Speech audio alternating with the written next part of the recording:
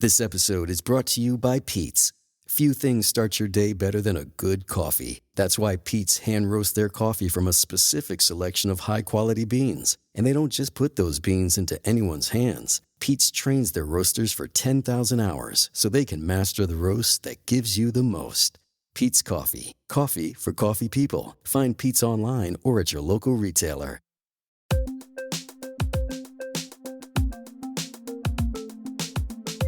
If you live in Chicago, Nashville, or Philadelphia, then you've probably seen several ads for an organization called FIRE. Between billboards, TV commercials, and radio spots, FIRE seems to be following us wherever we go. But what's the deal behind this big campaign? Is there an ulterior motive here? Well, FIRE, first off, is an acronym for the Foundation for Individual Rights and Expression, and it's a nonprofit.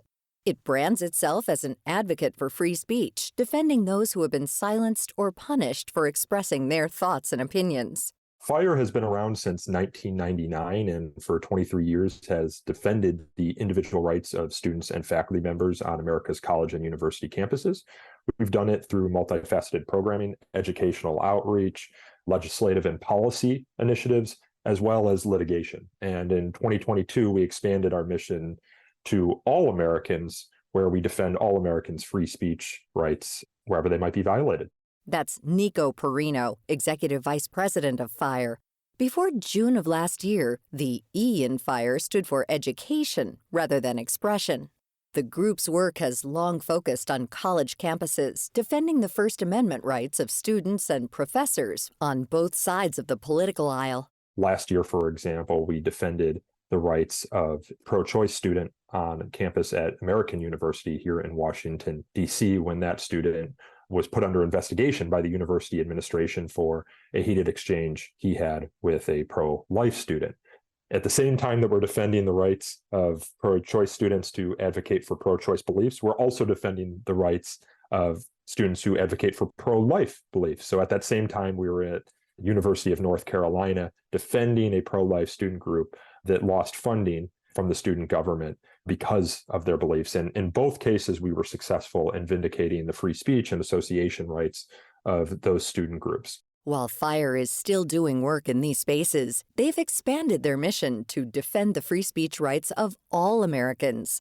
Why the change? Perino says that censorship issues are also growing in broader society. This shift in focus, which happened last year, is a big reason for the group's aggressive ad and digital marketing campaign that cost them a whopping $10 million. In order to find the cases off campus, we needed to ensure that people knew who we are, so they would come to us so we could help them. And one of the tactics that we have used and found to be somewhat successful are going surround sound in individual cities and just kind of blanketing the market with FIRE messaging and pairing the brand name FIRE with free speech. So when people do have a rights violation that comes up, they think back to the time they saw that billboard or that television ad, and they go to thefire.org and submit their case. You can't be America's leading free speech organization if people don't know who you are. While the organization seems to be doing well, it does have its fair share of critics. One opponent is Steve Masick, a professor of communication and media studies at North Central College. He believes there's another reason behind FIRE's rebrand. I think it has to do with the fact that the American Civil Liberties Union, which has traditionally been the foremost defender of civil liberties, of the First Amendment, and for our First Amendment rights in the country, has sort of shifted its focus away from speech expression issues to things like voting rights. And while the ACLU skews more liberal, Masick believes that FIRE leans conservative, even though they label themselves as nonpartisan. People who have given them funding are the Scaife Foundation, the Bradley Foundation, which is famous for pushing charter schools and trying to privatize public education, and then, of course, the Koch brothers. I think we should all be suspicious of them just because of who bankrolls them. Masick recognizes that FIRE has previously represented left-wing student groups and college faculty. However, he says there's one flaw in their focus. Each year, FIRE publishes a list of the worst colleges and universities for free speech. The group has disapproved of schools both big and small, private and public, and from every region of the country. But a particular type of school seems to be safe from their list. The one area where they're incredibly inconsistent, and something that I have publicly criticized the group for, is the schools, the colleges and universities that have the worst climate for speech, that are the most repressive of students and most consistently violate the rights to association and expression, are conservative, evangelical Christian colleges and universities. And they say nothing about the Liberty Universities of the world, the Wheaton colleges of the world. Liberty University actually at one point banned, there was a group of students who wanted to form a campus Democrat club, and they banned them from campus, saying it was inconsistent with the mission of the college. The FIRE has been historically silent about those violations of people's free speech rights, because their argument is, well, these are private colleges and they can do whatever they want. In response, Perino says he hears this all the time.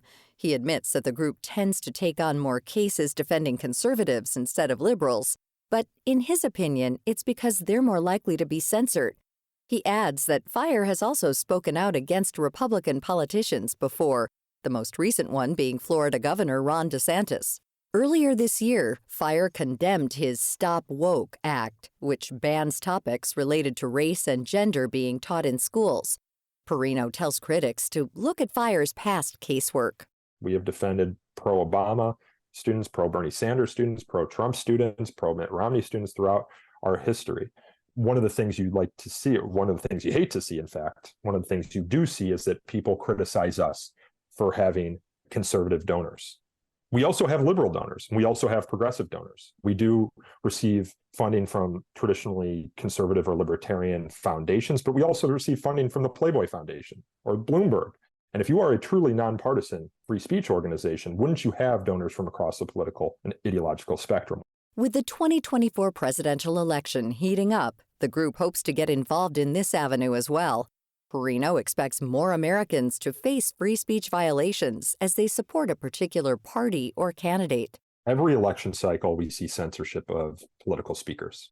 Going back to 2008 at the University of Illinois, we defended the rights of faculty members who were told that they could not participate in political activities on campus, including wearing a pin or a button or even having a bumper sticker on their car. In 2012, we defended a student who was forced to remove a flyer from their dormitory door that criticized presidential candidates Mitt Romney and Barack Obama. In 2016, we defended students at American University and Georgetown University who were told that they could not campaign for the candidate of their choice. We expect to see similar censorship in the 2024 election cycle. It's important to note that this election season will be different for FIRE as they're gearing up to represent everyone whose speech has been restricted, not just college students or faculty. Masick is still skeptical and says that if the organization truly wants to be the leading defender of free speech, it must take a look at current blind spots. However, he does give them some credit on recent cases, but says only time will show the true motivations of this mysterious group. To find out more about FIRE and our guests, Nico Perino, Steve Masick, and all our featured guests, visit viewpointsradio.org. For more behind the scenes, check out Viewpoints Radio on Instagram, Facebook, and X. This segment was written and produced by our associate producer, Grace Galanti. Our executive producer is Amira Zaveri. Our studio manager is Jason Dickey. I'm Marty Peterson.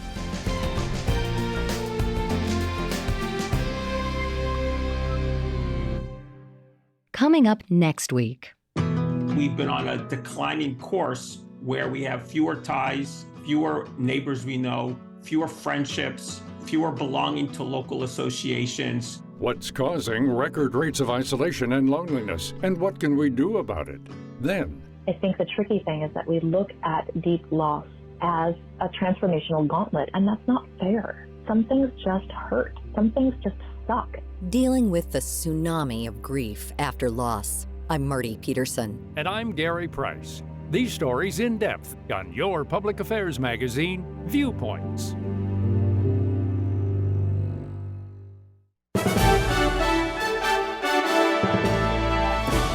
that's Viewpoints for this week. Follow us on Twitter, Facebook, and Instagram to learn more about upcoming shows and find a library of past programs on Apple Podcasts, Google Play, and Spotify. Plus, you'll always find previous segments and more information about our guests at viewpointsradio.org. Join us again next week for another edition of Viewpoints.